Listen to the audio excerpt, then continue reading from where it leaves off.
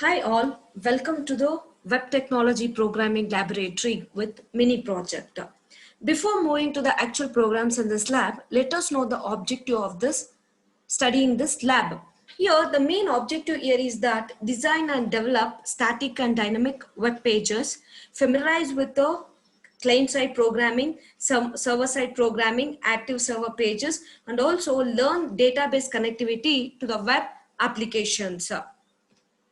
Here, let us start with the first lab program. Here, the first lab program is the combination of HTML, JavaScript, as well as the cascading style sheets.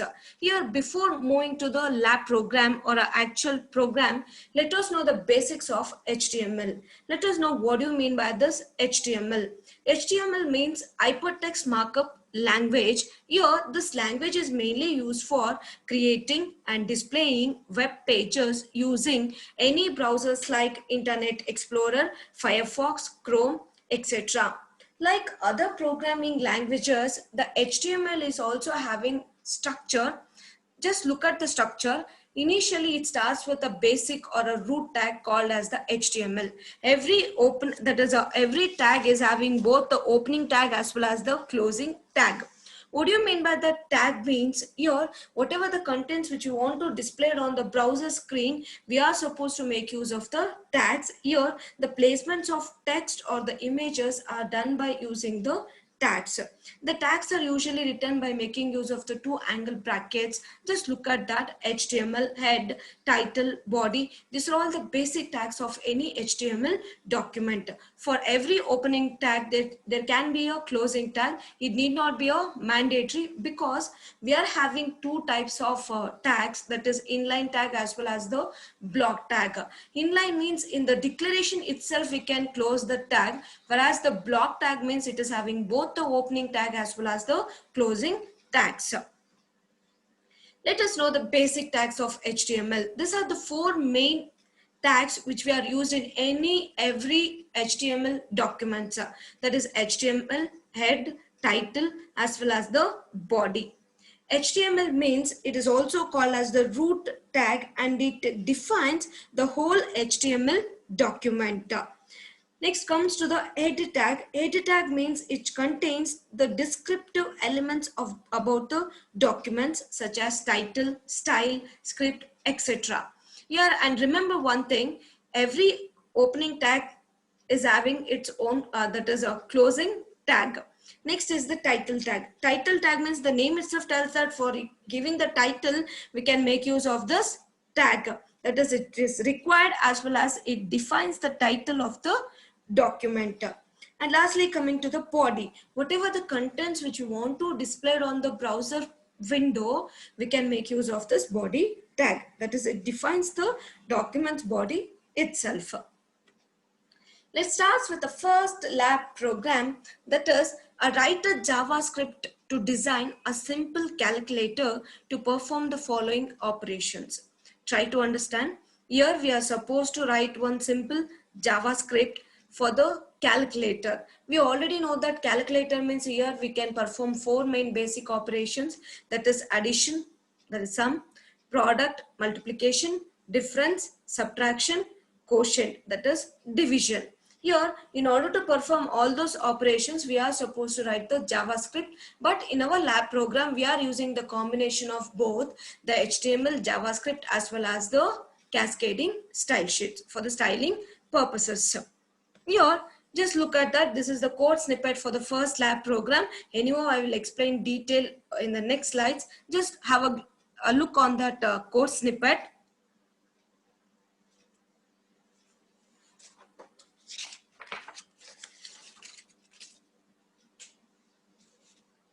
Have a look, then body part, lastly closing the tag. Anyway, we will going to discuss one by one.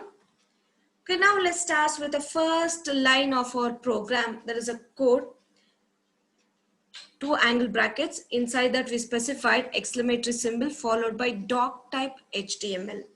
Just remember that while writing any C program, we are using some declaration of header files followed by the main function, followed by that is a part of the code. Here also, in order to write any HTML, we are supposed to declare the document, that is which type of document it is, that is by making use of doc type HTML. Remember one thing here, now we are using HTML is having different versions, but now we are using HTML5. So this is the first line should be present in any HTML document, that is doc type HTML.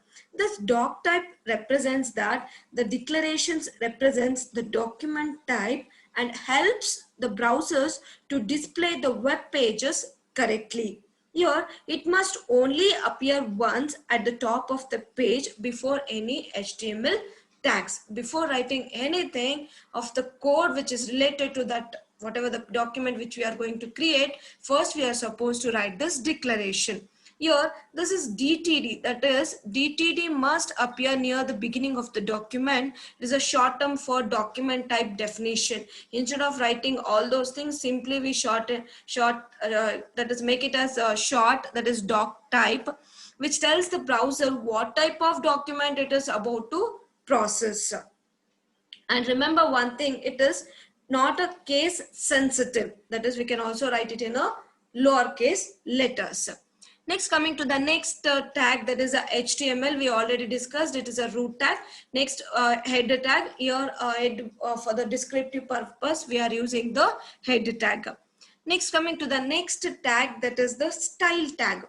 Here, what is the use of this style tag means? Here, in order to represent a HTML document in a colorful way or in a different representative purpose, we can make use of the style sheets. Here, the style tag is used to define the style information, that is CSS, cascading style sheets for a document. Then what do you mean by that? CSS means the cascading style sheets which is used to format the layout of a web page. In order to display the HTML document in a different format or in a different styles, we are going to make use of the CSS. This CSS can be added to a HTML document in three different ways. It can be inline, it can be internal, or it can be external. Here, the internal means by using the style attribute inside the HTML elements. While declaring the tag itself, we can declare the styles. That is called as the inline. Inside the tag itself, we can specify the styles. Next is internal.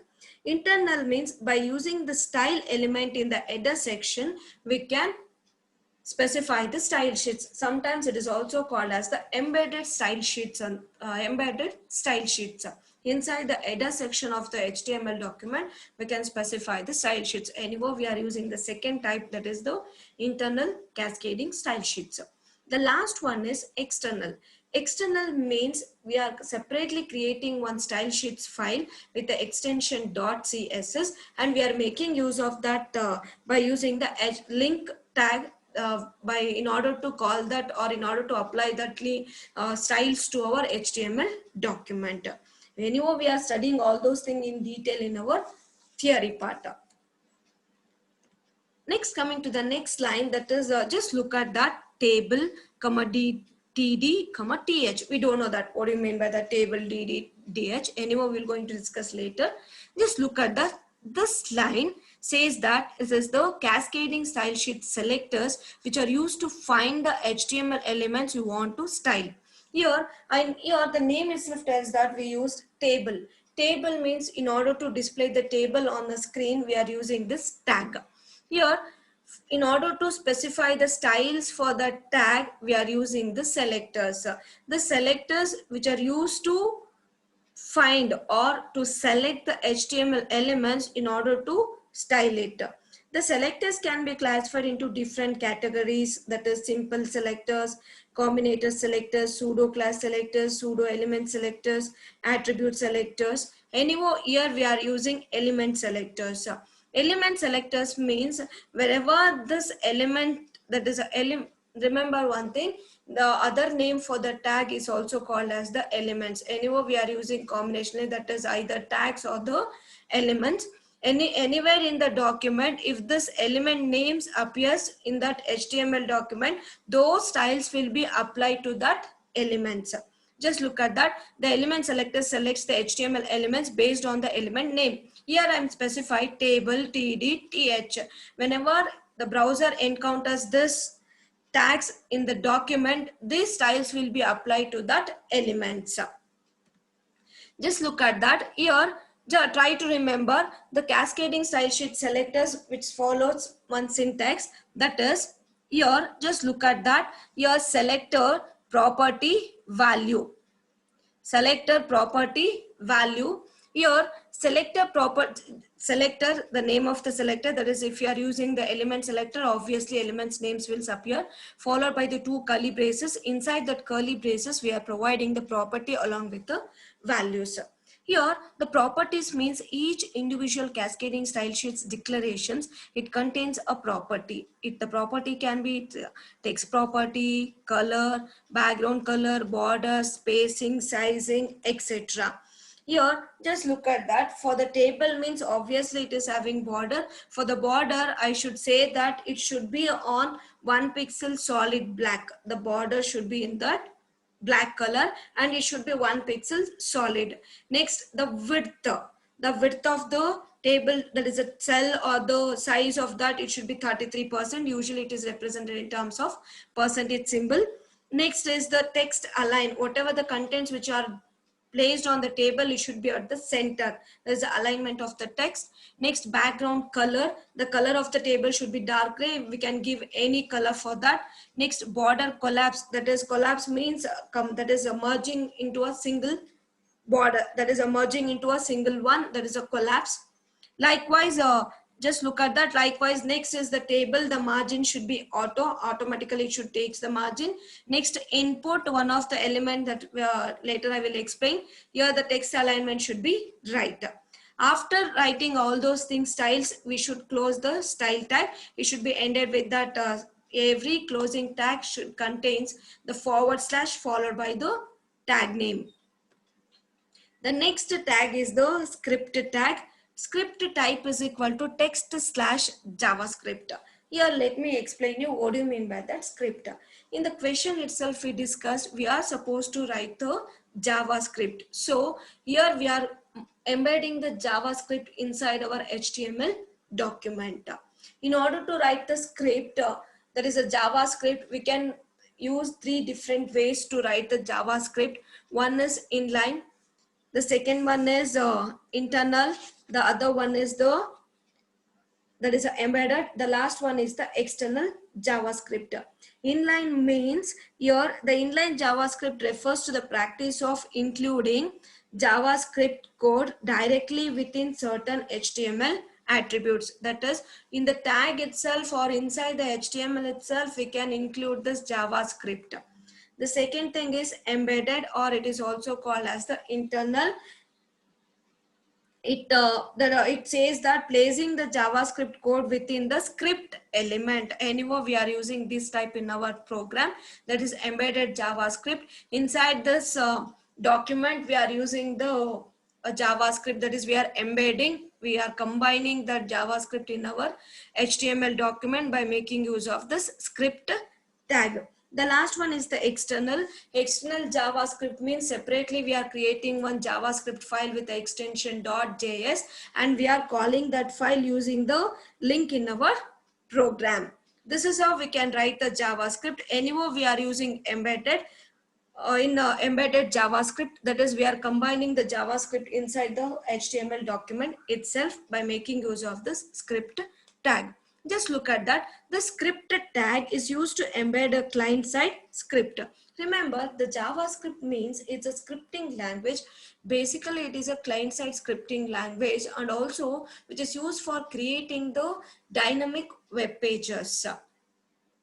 The script element either contains the scripting elements or it points to an external script file through the source attribute. Common uses for this JavaScript are image manipulation, it can be form validation or dynamic changes of the content. Here, just look at that. Script type is equal to text / JavaScript. Here, the text slash JavaScript is also called as the MIME specification. What do you mean by that? MIME specification means it is multi-purpose internet mail extensions. Here, what is the use of that means? A browser needs some way of determining the format of a document it receives from a web server. That is, while receiving any document through the server, the browser should know which type of document it is. In order to know that purpose, we are using the MIME specification. That is, without knowing the form of a document, the browser would be unable to render it. For that reason, it can be specified by using this MIME specifications, that is multi-purpose internet mail extensions. Along with that, it allows the different kinds of documents like text, video data, sound data, etc.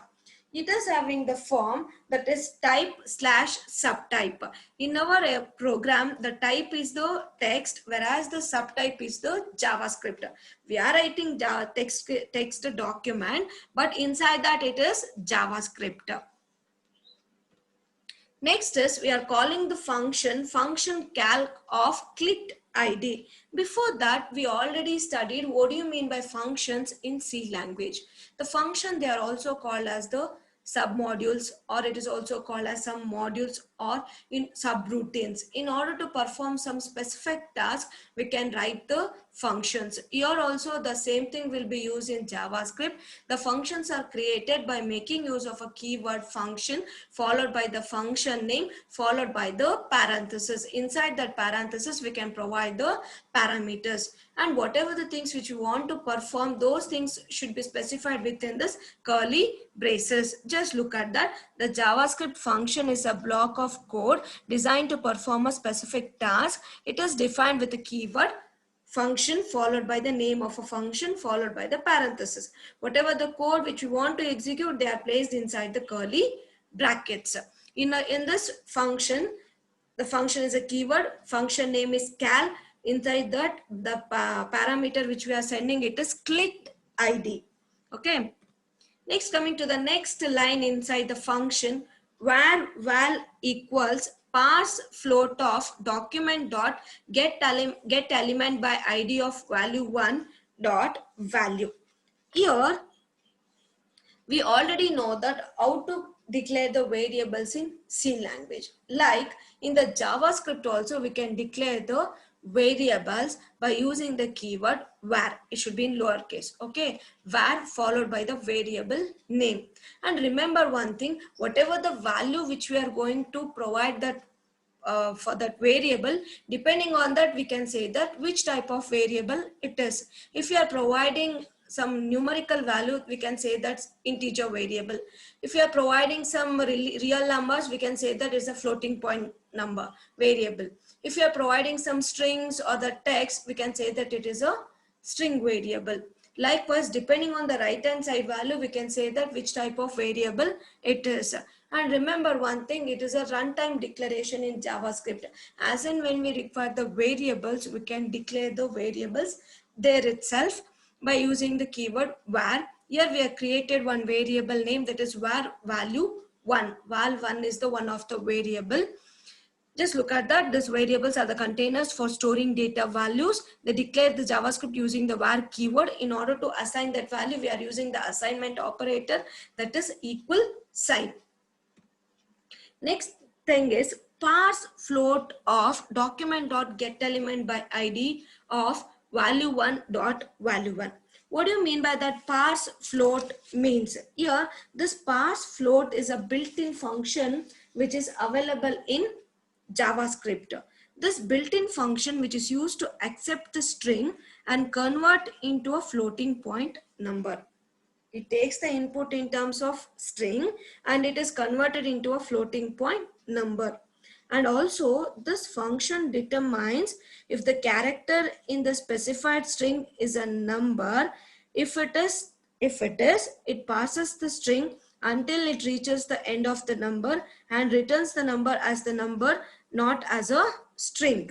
And remember one thing, this function only, that is, the first number is the string is returned, leading and trailing spaces are allowed, If the first character cannot be converted to a number, this function returns it's a NaN, that is not a number.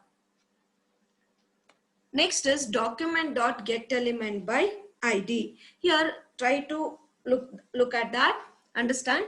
Document.getElementById. Document.getElementById. Get means we are returning something by making use of the element, that is by using id. Here the HTML dot getElementById is a method which returns the element that as the id attribute with a specified value.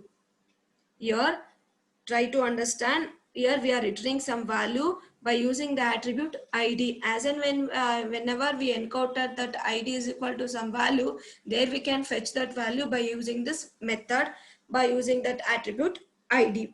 This method is one of the most common methods in the HTML DOM and is used almost every time if you want to manipulate or get information from or an element or on your documents. This method returns null if no elements with a specified ID exist. And remember one thing, an ID should be unique within a page. However, if more than one element with a specified ID exists, the getElementById method returns the element in the source code. Likewise, next look at that getElementById of value 1 comma value 1 dot value. Here what is the dot means? Here the JavaScript is also an object oriented language. In order to access any methods or the objects or any values, we are supposed to make use of the dot notation. Next is the second line where val2 is equal to parse float of document.getElementById of value2 dot value. Here also we are fetching the second value of the variable val2 by making use of that, and if it is string, it will be converted into a, there is a floating point value, and also it is fetched by making use of getElementById method.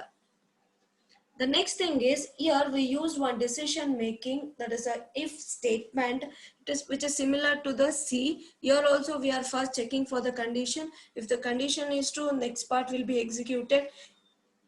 If the condition is false, it will move for the else part. Here if condition, the condition is NaN of value 1 or is NaN of value 2. Here we are using one of the logical operators, that is OR. Here one of the condition is false means obviously it is true. Here that is, so it displays a message that is enter the valid number. Then what do you mean by that? Is NaN means, is NaN is a function which determines whether a value is an illegal number, that is not a number. This function returns true if the value equates to NaN, or else it returns false. Here this function is different from the number specific. And one more thing, number dot is NaN is the function does not convert the values to a number, and it will not return true for any value that is not a type of number. Next is alert. Inside that, enter the valid number. Then what do you mean by that? Alert means it is one of the method which is used to that is a method which displays an alert box with a specified message and an OK button. Just like in the printf statements or whatever we used in the C language, here also in order to display some error messages or any warning messages, we are using this method. This method takes the syntax like this: alert followed by the message. This message is a string which is optional and specify the text to be displayed in the alert box, or an object converted into a string and it is displayed. Remember one thing, here this alert box takes the focus away from the current window and forces the browser to read that message. Do not overuse this method as it prevents the user from accessing other parts of the page until the box is closed. And also it is having one OK button. As and when we click on that, then only the box gets closed. Next is, the next line is that first, if the condition is true, we say that enter valid number, or else we are checking for the second condition, that is else if clicked ID is equal to add. After entering the two numbers, if we click on that button add, then it will going to perform the addition of the two numbers and return the answer. Or else if we click on the button sub, it performs a subtraction of two numbers and returns the answer. Or else if we click on the button mul, that is a multiplication, it will perform the product of two numbers and returns the answer. Or else if we click on the button div, it performs the division of two numbers and returns the answer. The last function is function clear. Here, in order to initialize the function, initializing the initial values for the variables, value 1 and value 2, we are using this function. Just look at that, value 1 dot value is equal to 0. That is initializing the values of two variables are set to 0, and also the answer is empty. Initially, we not got any answer, so answer is empty. Next is coming to the body part of the document. There we specified one of the tag called as the table tag. Try to understand. For this table, we already specified the styles for the table. That is table, table row, table heading. For those things, we already specify the styles. That is color, border, width, size, everything. Next is the table tag. Here the HTML tables allow the web browsers to arrange the data into rows and columns. In order to draw any tables on the browser's window, we can make use of this table tag. This tag defines an HTML table. Next is tr. Here, in order to write a row, that is each table row is defined with a tr tag.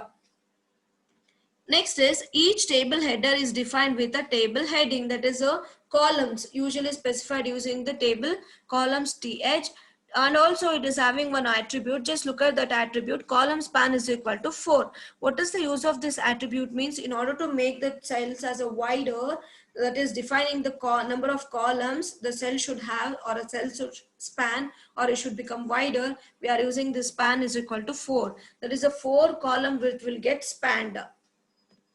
Next is the TD. What is the use of this TD means, each table data cell or a table data or the cell is defined using the TD tag. Just look at that. First we created one row, the name of the row, that is value which is given for simple calculator. Then we close that row. Next we created one more row. In that we created the first table cell. The value is that value 1. Next we created one more, that is our input type. Later I will explain. Just look at that. First we created one row. Next we started with the second row. The first data cell value is that value 1. Next we use the input. Next, for the next cell we used one of the input tag. What is the use of input tag means, here in the HTML, in order to give any user input to the HTML document, we are supposed to make use of the form tag. The form tag can have several types. In that, one of the form tag is called as the input, which is used to which specifies the input field where the user can enter the data. Is a common way for a user to communicate the information from a web browser to a server. Next is the input tag specifies an input field. We already know that. Here is the most common form of a form element. Here this input element can be displayed in several ways depending on the type attribute. Here if I type specifies type is equal to text means, if the type attribute is not specified, obviously by default it is take it as a text. Or else if I specify input type is equal to text, then it defines a single line text field. Try to remember, single line text field. Here it is having the width of 20 characters. Next is one of the attribute, that is id is equal to value 1. There is a above line, id is equal to value 1. Just remember where value 1 is equal to a parse float of document.get element by id of value 1, value 2. There we can get those values. Okay. Here the ID attribute specifies the unique ID for an HTML document. The ID attribute is the most used for point to a style in the style sheet and by JavaScript to manipulate the element with a specified, that is specific ID. Next is value 0. Initially this value that is set to the text field initial value, it is 0. Likewise, here for we created one more table data, that is value 2. For value 1 also we used input type. Next is the value 2 also for input. That is we are supposed to give the two values, right? Value 1 and value 2. Next is one more button, that is in one more table data, that is the input type is equal to button. Here if we specify that, it defines the clickable button used mostly with the JavaScript to activate a script in order to perform some actions. By using the mouse clicks we can specify that using type is equal to button. Next is value is addition. The button name is given as addition. Again we are taking as id is equal to add. Just remember that in decision making, that is in the if statement we use, if clicked id is equal to add, if you click on that add, it will performs the addition. If you click on that that is sub, likewise we can perform the different operations. Next is on click is equal to calc of this id. Here this on click is an event attribute. Event means something has been happened. Fires on the mouse click on the element, the script to be run on a click. Just look at that calc of this dot id. Whenever we click on that, here this keyword refers to that this object it belongs to. Okay, likewise we created the different buttons. Just look at that, input type is equal to button, value which is given as addition, id is equal to add, on click is equal to calc of this dot id. Likewise for subtraction, multiplication as well as the division. The next thing is answer. In order to display the answer we should have some space, right? For that again we are creating one more table row, tr by using. Next is td, the table cell value is answer. Next is in order to display the answer, again we are using the input tag, type is equal to text, id is equal to answer, the value is equal to empty, and it is disabled. Disabled means it's a boolean attribute. When it presents that, it says that the input element should be disabled. Until unless the answer is not specified, it is disabled. The last thing is uh, one more table data, that is clear all. In order to reset all those things, we are using that. And one more thing, look at that, on click is equal to cls, we are calling that function. Again the values should be reset to 0. And lastly we are closing all the tags, that is table body as well as the html. This is how we are going to get the output of this program. Here just look at that, this table consisting of 4 rows. First row is simple calculator. In the second row we created two values, value 1 and value 2. This empty space indicates that we are supposed to give the values. In the next row we created 4 buttons. The name of the buttons are addition, subtraction, multiplication, division. And lastly the last row which is used to display the answer. And also we created one more button, that is a reset or a clear button, which resets the previous values. This is about the lab program 1.